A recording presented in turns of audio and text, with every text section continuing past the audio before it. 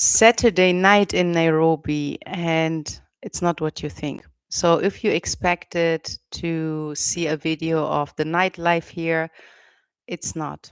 I just want to spend my time, my evening tonight, as I do it most of the time. Actually, I'm working here and I don't get to enjoy nightlife.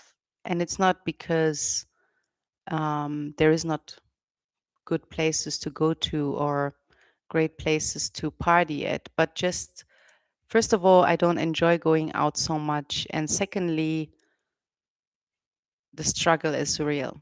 You know, we came to Nairobi, I left Germany behind to start a new purpose driven life and business here on the continent. And there is no plan B. We have to make it work. And this requires making sacrifices. That is why I'm working from Monday to Monday, 24/7. And I just wanted to, answer a few questions today. I decided to go live so that you can ask me questions about life in Nairobi specifically. Let me know where you're watching from. And if you are planning to visit Nairobi, relocate to Nairobi, if it's Airbnb business related questions, I am open to answer all of your questions now. Welcome to today's live stream. If you don't know who I am, my name is Winnie Tesfaye. I left Germany behind with my two children to start over here and build myself an Airbnb business. And with the Airbnb business, I was able to build multiple home bases across the African continent. And especially today, in the crazy times we are living in, I am realizing how powerful it is to have options. Hello from Memphis. And yes, planning to visit Nairobi. Karibu. Karibu means welcome. Nairobi is a wonderful place. So ask me any question. I can help you to plan your visit. And I'm sure you will have an amazing time here. From Ethiopia to Toronto, Canada. Nice to meet you, everyone. Yeah, and so back to my journey. Now I live in Nairobi since September 2024. And before I decided to permanently settle here in September 2024, it was a long process. It's not a decision that you make overnight. I already started the process of registering the business, applying for the residency a year earlier in 2023. And that's when I, for the first time, visited Nairobi. That was in May 2023, exactly.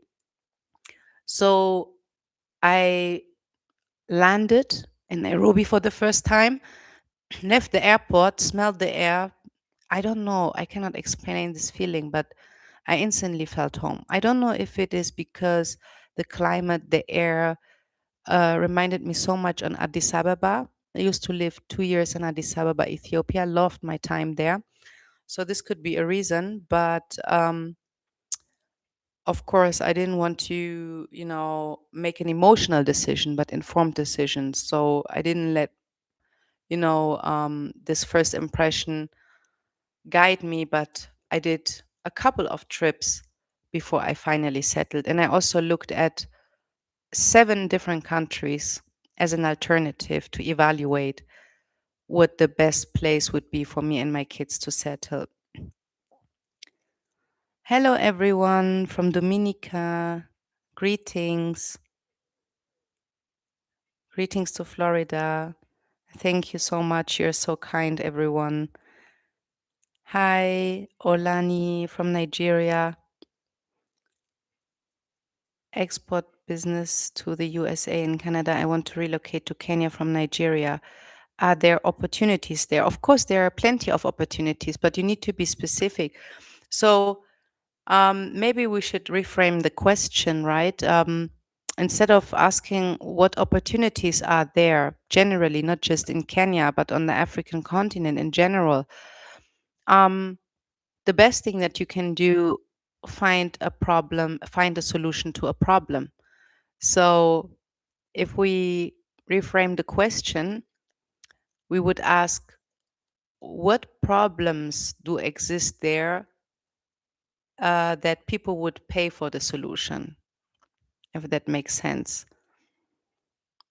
And the good thing is that, well, it's a good and a bad thing. The African countries are still developing countries, developing economies, and there's so much that, especially when you have lived in the West, that you can adapt here. And I believe you don't always have to reinvent the wheel. What works somewhere else probably also works here. So I think what is most important is to come and visit, meet the people, understand the economy, understand the problems, the understand the mindset of the people, to see if what you are planning to do here in terms of the business, if this is feasible, if that makes sense. Um, and yeah, let me share with you one thing. For instance, when I first came to Nairobi, when I registered my business, my plan was actually to start a brand distribution business. Because for those who don't know, before I started my Airbnb business, I was selling private labeled goods on Amazon. So I was using the Amazon FBA program. So I sourced my products myself, sourced them personally from manufacturers in China. And during my time in China, I met this company. They were based in China, but they were working with brands such as Lacoste, Under Armour, yeah, Birkenstock, even I think Puma, Lego. And so they wanted someone to distribute the products for them on the ground here in East Africa. So they wanted to set foot here in either Kenya or Tanzania. And so I did my research and thought, okay, Kenya is definitely has more potential because there's already a good infrastructure, strong logistic transports, and also what really where I was sold was when I learned that they have same day delivery. And so the plan was to open an online store for these branded products so that people could order these goods online and don't have to go to the mall to buy them. And, I thought, okay, this is, working well in Europe, in the US, and it's probably working well here in Kenya too. However, what I didn't consider, and that's why I say while what is working somewhere else might work here too, some things need to be adapted and might not go as smooth as you believe. So the first challenge was to find a decent warehouse for the products because we were talking about expensive goods, right? Branded products. That problem was solved. I was able to find a nice, decent warehouse. Wasn't the cheapest, but the brands really had this, there was a no brainer for them. And so, however, the biggest problem here in Kenya was why I couldn't move forward with that plan. And why I say it's always important to be on the ground and understand the mentality of your customers, of your potential clients, is that in Kenya, Nairobi, buyers still don't have that trust, also because of a lot of scams, right? As we do have in Europe. And so they all want to do cash on delivery. That means they will not pay in advance before most of them, before they hold the goods, the product in their hand. And so this came, of course, with a big risk, right? Because imagine people get their goods and they want to return them, or they don't have the cash. So it was more complicated than I thought. Hello, greetings to Florida, and thank you for your kind words. When are you going to do content in an African dialect? I don't know. What is an African dialect? The Kenyan dialect sounds very different from the Tanzanian and from the Nigerian. But you know what's very funny? My children, before we moved here to Nairobi, they had a very, let's say, kind of American dialect, American English, because of the videos they watched, the movies they watched, right? And now they have completely taken over the Kenyan dialect, and it's funny. It's beautiful. I know that some people here on the African continent imitate the American dialect. I don't know if you have seen the video of this Ugandan minister who was in parliament, and that video went viral with the caption, me, like if I return back from a 2 week internship in the US. So he was like, it was so unnatural and inauthentic.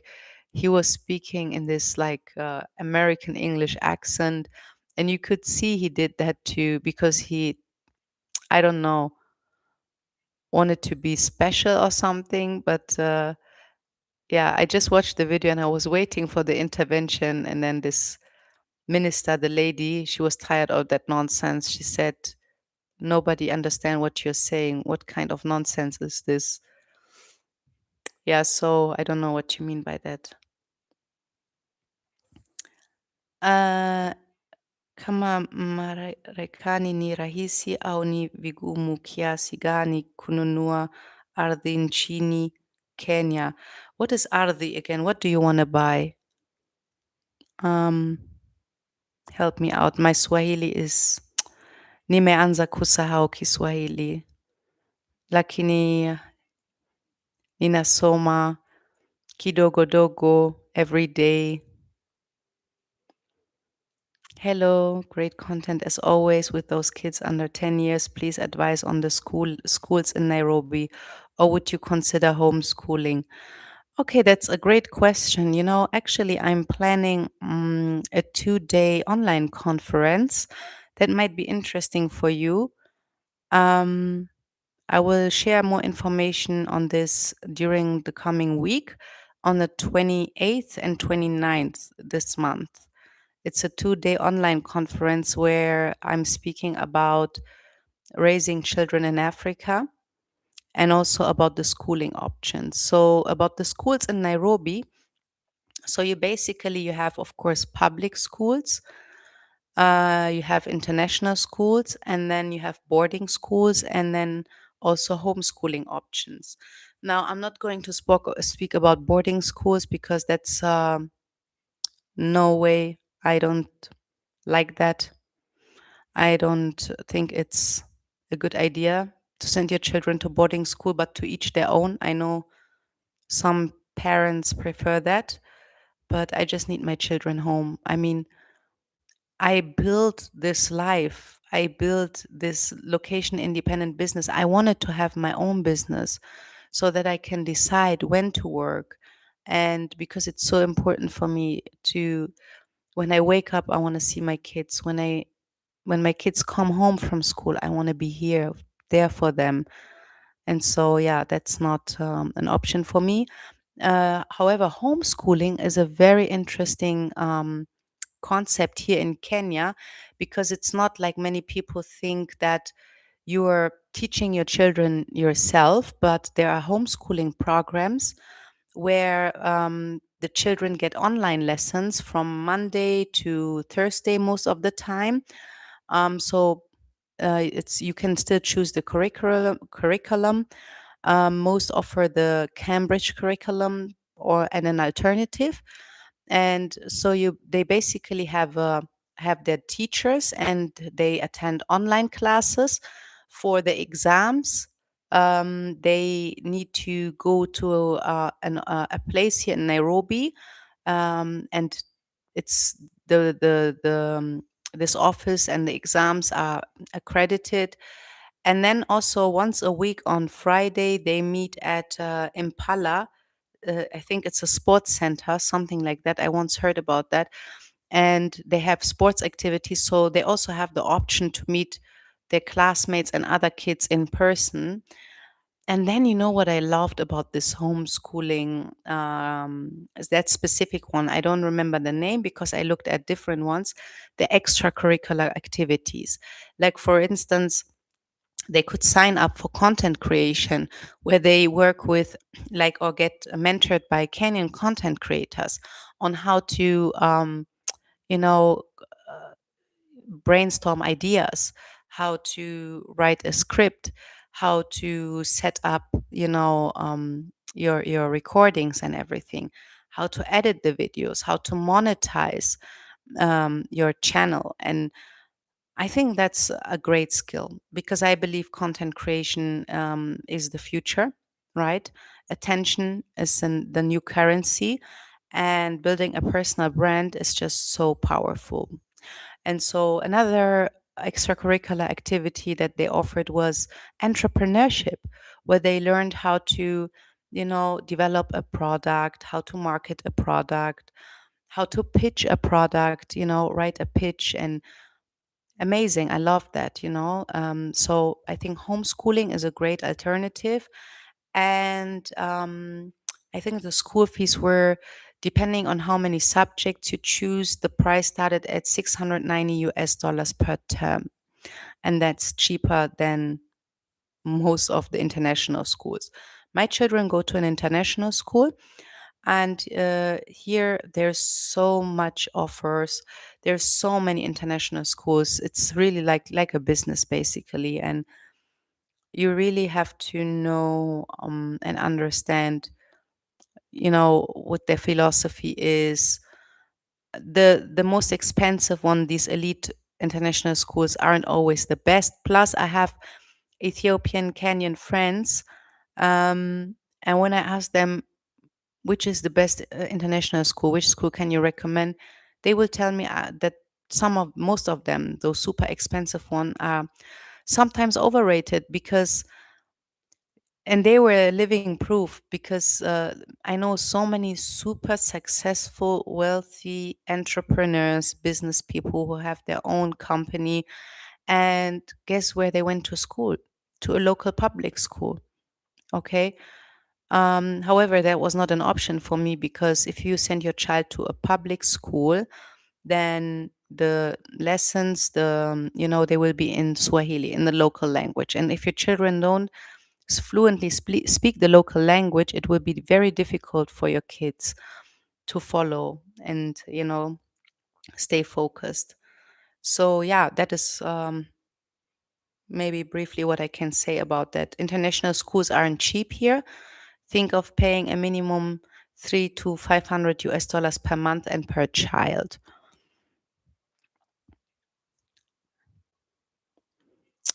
Uh, Children have to be around parents. I agree. And I just had this conversation with a friend, and she told me she heard of so many cases of abuse in boarding schools here in Kenya. I think homeschooling denies kids social interaction with other kids, which is not true, because you don't just interact with other kids in the classroom, in the school. My kids, especially on weekends, they are outside the whole day playing with other kids. So, and as I said, those professional homeschooling programs, they create space where your child meets other children for sports activities, So it's not really true. I homeschooled my kids for 8 months. Well, no, almost a year. Well, 8 months while I was traveling through Kenya, through Africa, Southern Africa specifically, and Eastern Africa. And then we arrived here in Kenya, and I homeschooled them for another 3 months until I found the right school for them. And during this entire time, they were interacting with kids because remember, education and learning, especially on the African continent, also happens outside of the classroom. And so, yeah, I always made sure to bring them to places and spaces where they can also meet other children. Yeah. Boarding schools were introduced during colonial times for parents not to have enough time with them, with the kids. Yeah. Interesting. I didn't know that, but I don't know. It's for me, it's too risky to give, your child away and have almost no control over what is happening there. Are you doing anything related to agriculture? Please create some content on that as well. And if possible, have your own farm and create employment to the youth out there as well. Watching from Iowa. So, while I'm not really knowledgeable and qualified to speak on agriculture specifically, I am interested in farm hospitality because I am more specialized in the hospitality industry and the future of you know tourism, especially here on the African continent. I see it in you know um, wellness, recreation, and also community. And farm stays play an important role here.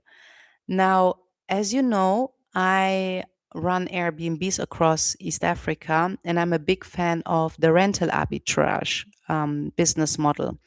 It's a strategy that is, requires low investment capital because you don't have to own the properties to turn them into short term rentals, but you rent them and then sub rent them via different platforms such as Airbnb. We use booking.com, VRBO. There's so many, trip.com. And now I learned about a new concept that really caught my attention. If you're interested in combining agriculture with hospitality. So, so as you know, as I said, in the rental arbitrage model, we don't own the properties, but we rent them. Now, the future, farm hospitality, where you can, because what makes farm hospitality so unique and so how can I say, experience rich, right? Because it's an experience stay. So it's not just a place to sleep that you sell, you're selling an experience. I am a big fan of farm trips. I take my kids to farms every now and then. Love one of my favorite places here near Nairobi. If we need a time out from busy city life, is the Ubuntu Eco Farm in Kaijado. It's about an hour drive out of the city. And yeah, we always have an amazing time there. They have this farm to table concept. We pick our own vegetables fresh from the farm. We chase our own chicken, and we learn about farming, about organic farming, and we simply like eat food that was just freshly picked food that still remembers the soil. We learn about farming, about community work, regeneration. And so now there is a big opportunity I see for people who want to invest into a hospitality industry business and an Airbnb business, but a farm stay.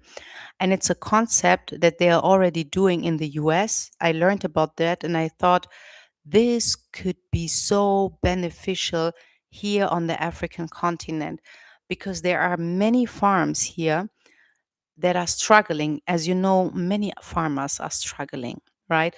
And I learned here in Kenya, and that's also like a legacy of colonialism, that especially coffee farmers and tea farmers are really, really struggling. So, let me give you an example. Kenya produces one of the best coffees in the world, premium coffee. And I once visited a coffee farm here, which I can also highly recommend for if you're looking for things to do here in Nairobi, Kenya. Visit the Karunguru coffee farm, where you can do a coffee farm tour. They show you the entire process from tree to coffee bean, the harvesting process. But what really broke my heart was to learn that the coffee is being sold for the farmer. They get, I think, sometimes less than $4 per kg for premium coffee, while it is being sold in the West for 15, 20, 25 kg per euros per kg. And so the farmers also shared with us wherever we went to that it's a difficult business, very hard to sustain with the speculation, where people, gambling with these prices at the hands of the future of the farmers. It's the same problem everywhere. Same goes with tea farmers, right? They get peanuts for what they harvest and sell. Like, have you ever been to such a farm? It's hard work. So now, what they're doing in the US, some hospitality industry specialists, they want to create farm stays, but they have a problem. They understand the concept, they know how to market a space, but they don't have a farm. And so now they collaborate with farmers, and basically, similar to the arbitrage model where you rent a house to subrent it, they rent um, 1 acre of their farm to build a farmhouse, a cottage. It can be a container house. You can build something for as cheap, really, as 20,000 US dollars. You can start small. And then you start hosting guests. You collaborate with a farmer, and basically, you give your guests an experience. First of all, to stay at a farm, at a tea farm, you wake up, it's just so beautiful. And then also, you create experiences around the farm. Allow your guests to, I'm just adapting this now for a Kenyan farm, for instance. You allow them to learn more. You create a tour, a farm tour. Hire someone from the farm who can explain the process. Offer experiences where they can pick their own tea and learn about different blends, right? Same with coffee. And it's a great idea, and it's a great win-win situation, because us as hosts, right, who want to create memorable stays, we investing in a farm with the whole material that you need, the tools, right, buying a tractor and this heavy machines is really a big investment.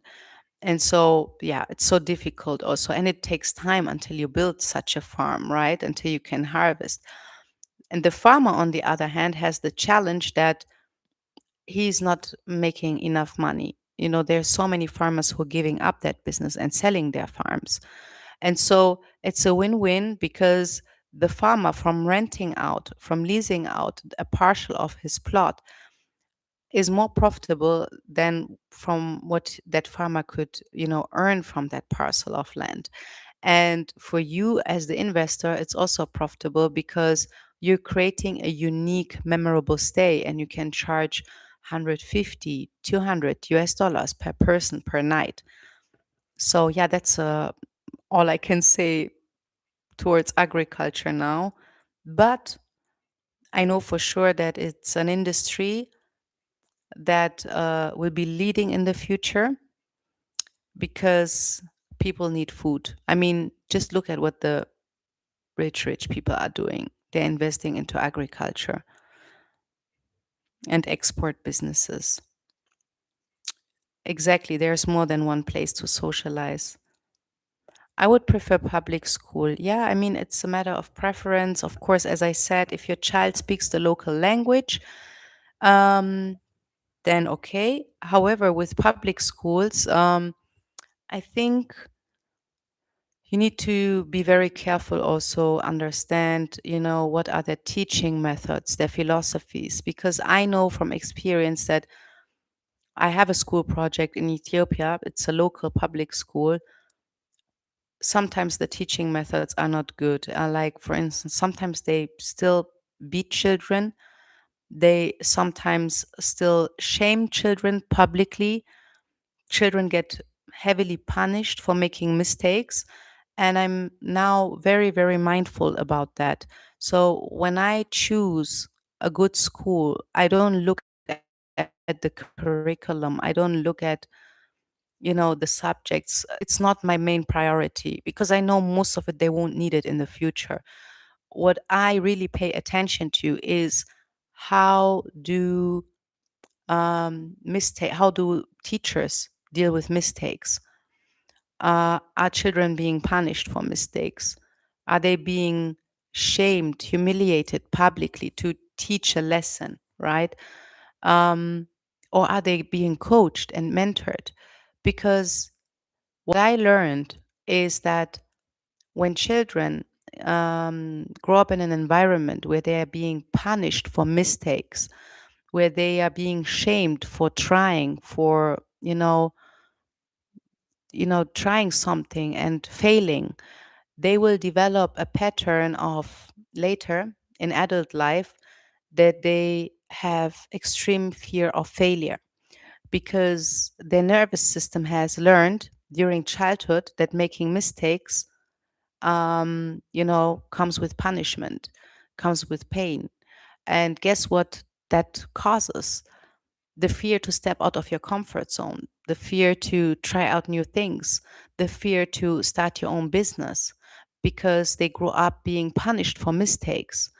So if your nervous system predicts punishment and pain, right, because it has developed this due to childhood traumas, it's very hard for children later than when they are adults to, you know, um, they develop a kind of risk intolerance, so to say.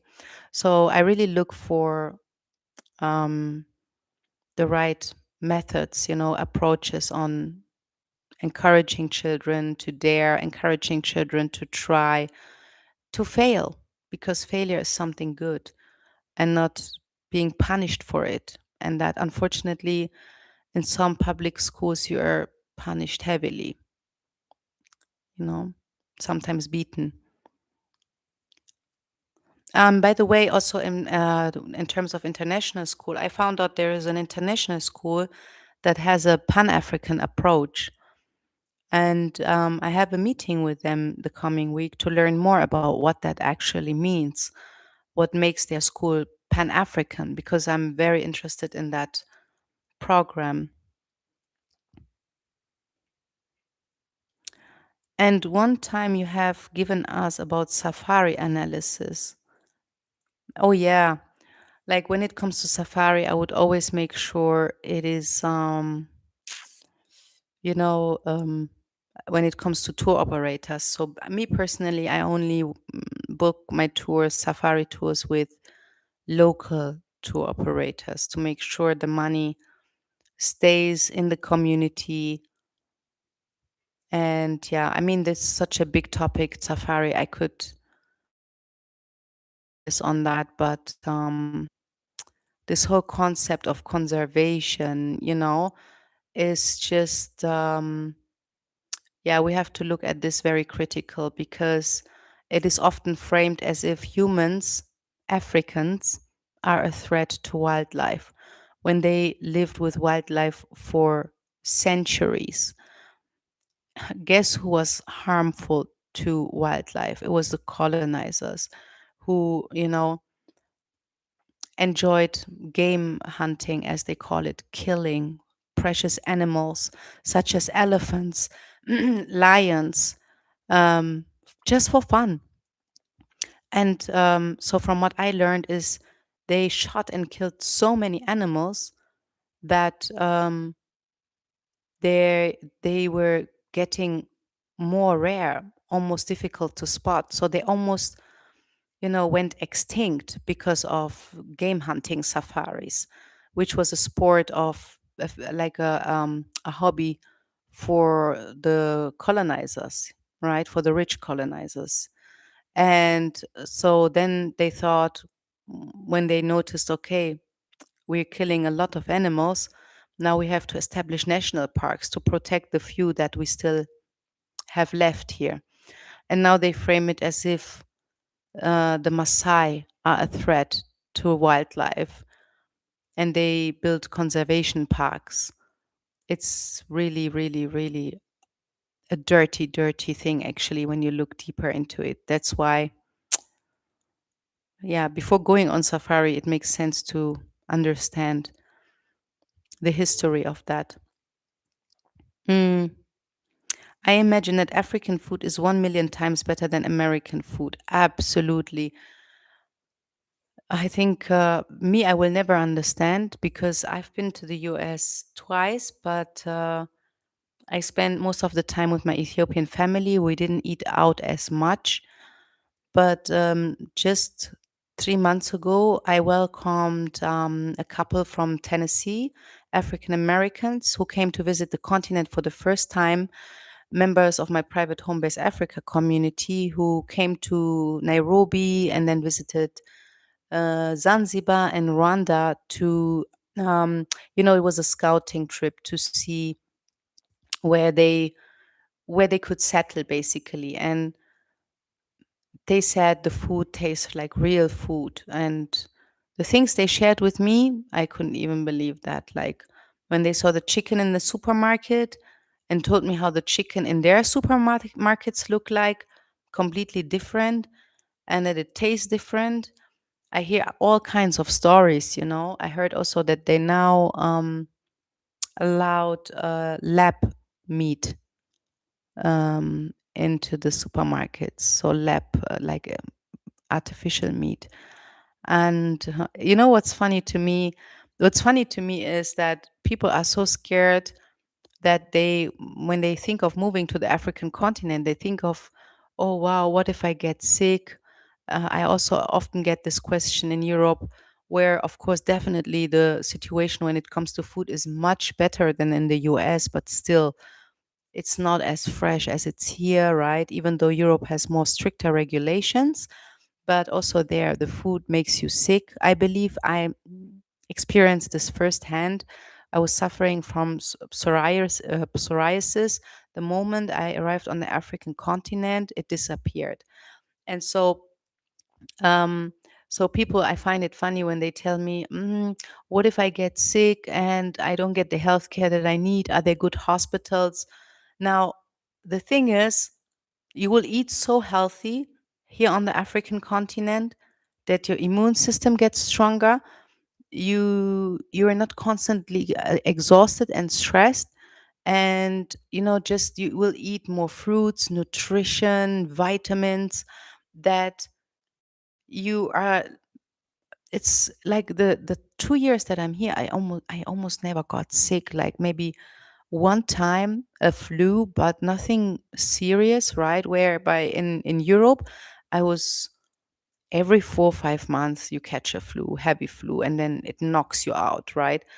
And then I'm don't want to even talk about the bad diseases, right? That comes from bad processed food.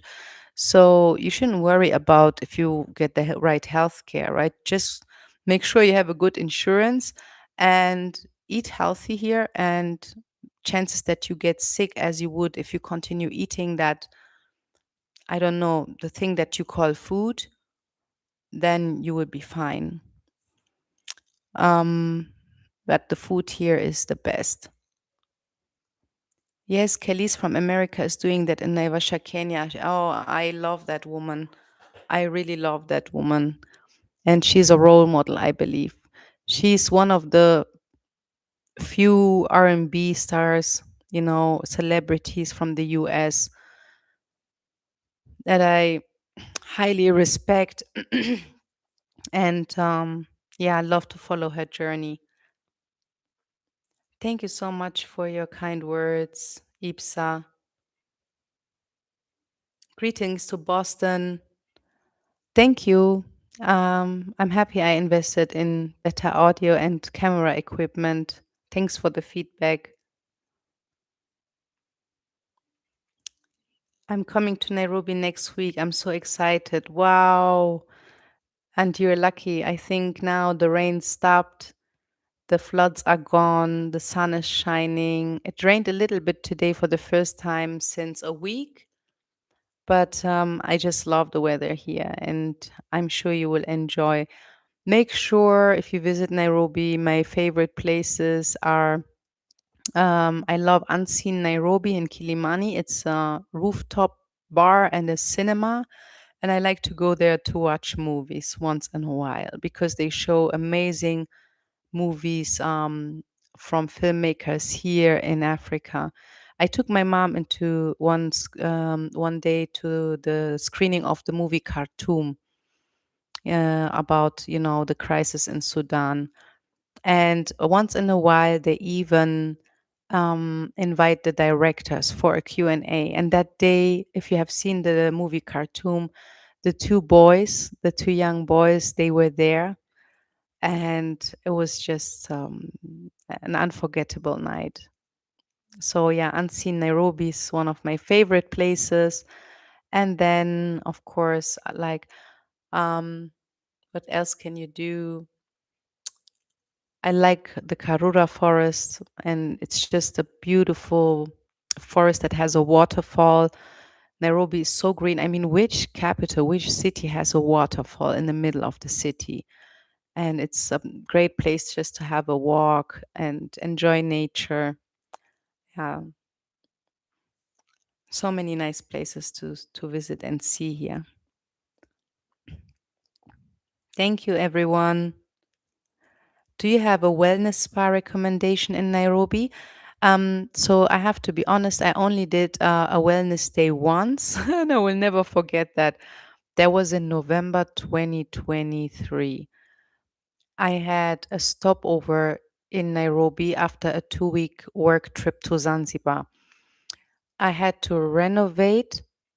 I had to not just renovate, like we had to do everything new, the electricity, plastering of a 4 bedroom beach house in Zanzibar that I took over.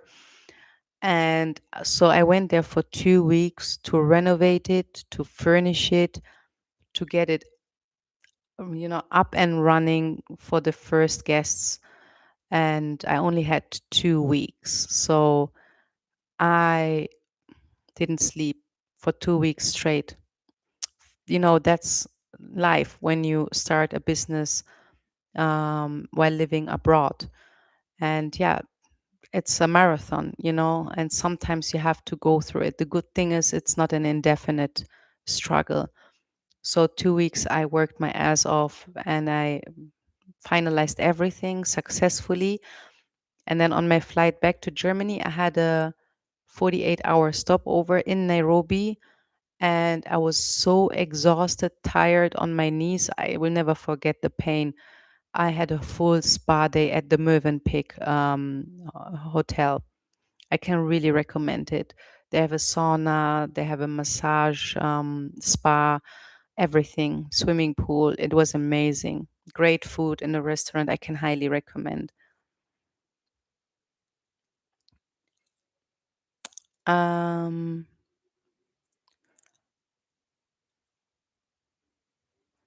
do you know if African passport holders pay the same amount of money for a license visa to start a business in Kenya as non-Africans?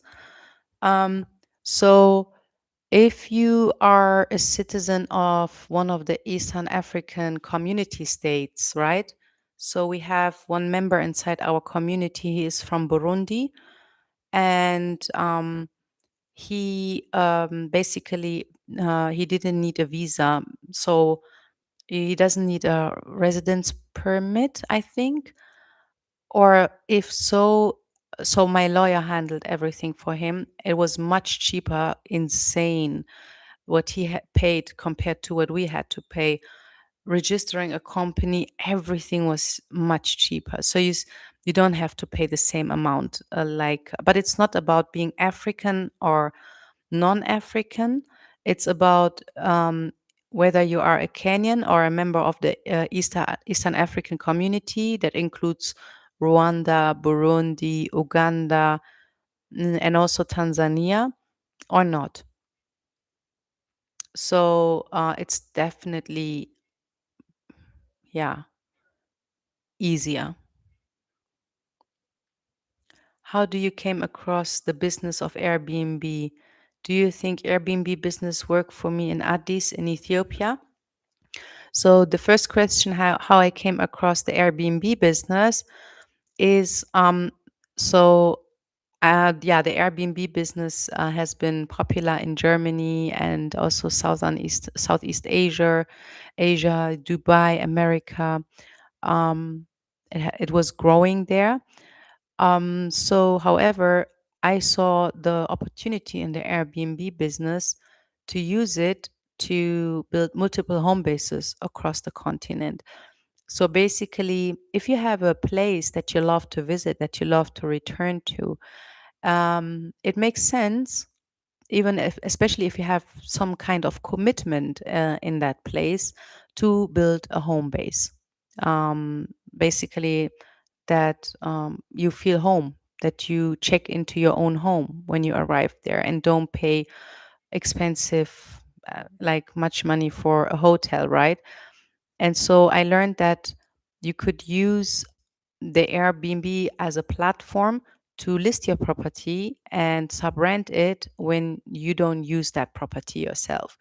So this could be a vacation home, right? This could be, let's say, an apartment when you visit a city regularly. Let's say you have projects here in Nairobi, or you consult a company and return to Nairobi often, and you like Nairobi, and you know just want to feel at home when you arrive here.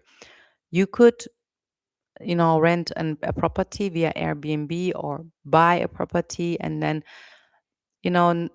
use it as an asset that generates income when you're not there, because it's very easy to manage properties these days without being on the ground. And so I saw this as an opportunity to build myself home bases, vacation homes in my favorite places.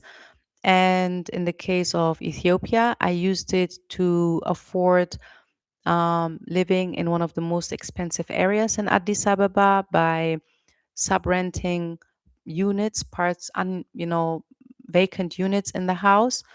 And so the structure and layout of that property I lived in was in a way that allowed me to still have privacy. We all had our own entrance and just a big shared outdoor space. And so, yeah, I saw this as an option to cover my rent. That's how I started. When I saw that I'm even making profit with it and how easy it is to manage it remotely while not being on the ground, I thought I could replicate this in other places as well. And so I never did this with the intention of making profit, actually. So, like, there were so many people who told me, Wayne, come to Dubai, the Airbnb business is booming here, you can make a lot of money. But it was never about money for me. I just don't see myself in Dubai. I don't feel it. I don't feel the vibe. It's not my vibe. And so in Zanzibar, it was a necessity because I bought two plots there, and I knew this is a commitment. It will force me to return a couple of times for paperwork, for legal processes and stuff, construction to develop. And hotels in Zanzibar, if you want to have a decent place to stay, are costly. And so I decided, okay, I can also just rent a property. And I have a good friend, a local that I know for almost 20 years now, who had two houses, and he was struggling to, find reliable tenants. And so I said, why don't we run this together? I rent them from you, furnish them, list them on property, list them on different short-term rental platforms, and you take care of the operations on the ground, help me to build a ground team. And so, yeah, it's a win-win. You get a commission from every booking and help me out. And I can have a place to stay when I return and also generate some income with that. That's how I came to this idea to start Airbnb. And yeah, definitely, I think it's a good business in Addis Ababa, especially. However, it's not easy when you're not an Ethiopian. And it's also, there's so many things you need to understand to stay in the game long term and not just for a season. So, yeah, I think it's a good idea to do that. Hello from Germany. Yes, if you eat good food, you don't need hospitals. And the sunshine is so good for your health. Oh, wow. So true. I was really struggling with the bad skin, acne, but now I'm really glowing. I mean, still, my skin is not flawless, but compared to what it used to look like, I feel healthy. I feel so strong, energy. And just, waking up in the morning and the sun is shining, it's just gives you so much energy. And compared to Europe during winter, especially Western Germany, like Holland, I used to live in Holland as well, and Germany, UK, you wake up in the morning and it's dark, it's gray. The sun comes out, I don't know, 10, 11 p.m., if at all. So depressing.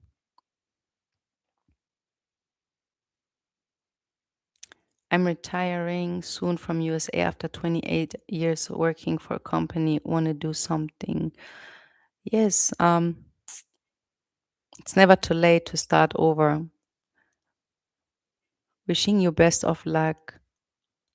What do you think about raw meat, raw organic meat? When I'm in Ethiopia, I sometimes have it for lunch with friends when they order it. I still prefer the option of fried meat, but yeah.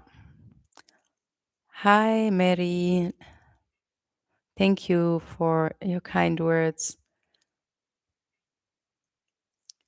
Okay, I will check my message on Instagram. Thank you. Yes, you can find my email in my bio here on YouTube, and shoot me a message there to callup.planbacktoafrica@gmail.com. Yeah, Nairobi is a wonderful place.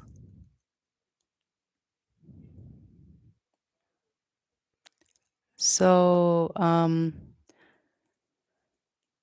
if you're interested in the school workshops and mentorship that I've mentioned, then I will send you the link to join on Instagram. Maybe you can send me another message on Instagram so I know that it was you, because I receive so many messages every day on Instagram. So then I can find our chat more easily. Hey, Nubian Queen from Zimbabwe. How does the influx of foreign Airbnb business affect the local people? Does it push up rents and opportunities to build their own homes? Now, that's a very legitimate question, and I'm very happy to answer that question. And then also, I'm going to close down today's session. So, Airbnb had a negative effect in many places across the world. I heard that locals were, not able to afford rents in their towns anymore, especially like places like Barcelona, where Airbnb was then eventually, I think, shut down. And I heard there are problems in parts of Cape Town that locals in the neighborhood Bokap are protesting, right?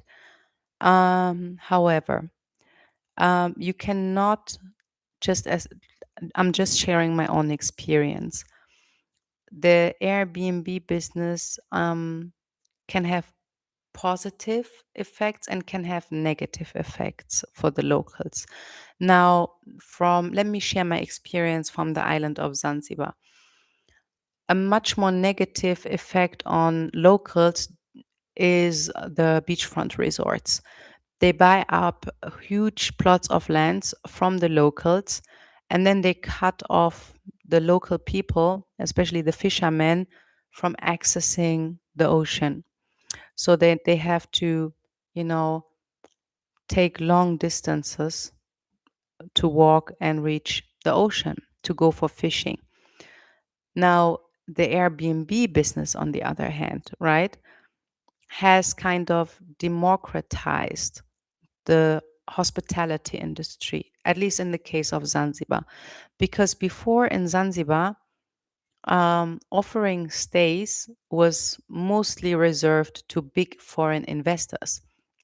But now, with the platform where everyone who owns a property or who manages a property can just shoot pictures and list their property on this platform, Airbnb, has access to the tourist dollars as well. And there are many people who prefer to stay with locals in local houses to support the local community rather than in foreign owned luxury resorts. So it allowed the local community to participate in the tourism industry. I know many people, local Zanzibaris, including my landlord, who I'm supporting now. He has built two properties just behind the ones that I'm managing and that he has rented out to me. And because he saw that's a profitable business, I encouraged him to build more so that I can show him how to operate and run this business and he can make additional income. So a lot of local people, because in Zanzibar, many people, especially those real Zanzibari locals, they own plots inherited from their fathers. I'm not talking about one to many plots. So some they sell one plot to foreigners to use that money and invest that into another business, into the transportation business, for instance, buying a car and use it for transportation services, or to, for instance, my other landlord, he, with by me renting his property, the investment that he got, so basically the money that he gets out of the rent, and yeah, just allowed him to start a shop in town. And he bought goods abroad, he imports them now, and he started his own business. So, and then of course, many are just building properties on their plots themselves and then rent them out via Airbnb. So I would say it's not just black and white. You cannot say categorically that Airbnb is bad. I think what's more important is that the government implement rules and regulations to prevent, mm, the disaster that happened in cities like Barcelona. There must be strict rules and measures to protect the local people and the local economy. And I think Zanzibar does a really good job in that by, you know, um, making it so expensive to run an app, basically, or let's say you need to include a local in your business. So they want to make sure that their people eat. And I think that's really commendable. And that's why I always say, like, when you start an Airbnb business, ask yourself, how can you do that without becoming a gentrifier? And that's why I encourage, for instance, if you have, let's say, roots, or you come, let's say you're Ethiopian and your family owns a property there, start with what your family owns, right? That way you can, that's what I did, you can create jobs for your relatives. And build opportunities for the communities around you. Like for instance, I when starting the Airbnb business in Addis Ababa, I created a guide for the tourists and highlighted small businesses that they should support that I believed deserved support. For instance, our neighbor was a taxi driver. He invested all his savings into buying a taxi, and cars are so expensive in Ethiopia. So he owns a blue taxi, and the same year, the Uber system was introduced called Ride in Ethiopia. And because his car was classified as not modern enough to join and do Uber, it was devastating for many taxi drivers, right? Same problem like anywhere else. Uber, it's just a small group of people that benefit from that, but the average taxi driver suffers. And he was a single father raising a daughter on his own. And I saw his struggle. I hired him to be my private driver, drop my kids at school every morning, every evening, and encouraged every single one of my guests to use him for transportation services. He did all the airport pickups for me, the drop offs, drove the long term guests to work, was a private driver for them. So, what I love is really that you have influence, right? Because you're the first contact that tourists have on the ground. And so you can really influence them and shape them on where to leave their money. Just let me give you another example. So there was a newly opened museum in Addis Ababa. It's called the Africa Unbound Museum. I was there for the grand opening and even met Dr. Molefi Kete Asante there. And I just really loved that concept. It was the first of its kind in Addis Ababa, Ethiopia, that really highlighted Black history, Black liberation leaders, and important figures from across the globe, right? And so I created a welcome guide where I not just highlight where to buy, how to spend their dollars in a meaningful way, but also which places to visit. And one of them was the Africa Unbound Museum. And a year later, one of my Airbnb guests, she wrote me a message and she said, uh, the management of Africa Unbound Museum told us to greet you because they're not really doing good in marketing. They're not getting many visitors. I don't even know if they still exist, but it seems like they really appreciated that I sent so many people their way. And they said, we don't know who this Wayne is, but we know that many people come through her, and please send her our thanks to her, that we are so grateful for her support. So you see, this is a great example that you can really create a positive impact and also avoid engaging in destructive behavior through Airbnb. It doesn't matter how profitable an area is, like let's say Bokap in Cape Town, where the residents are already crying and are tired of Airbnb, that they can't afford to live there anymore. If such a neighborhood is already struggling, you have no business investing there. You stay out of that neighborhood and don't, become part of the problem. So, yeah, that was a long answer to a short question, but I hope it makes it more clear. Thank you so much.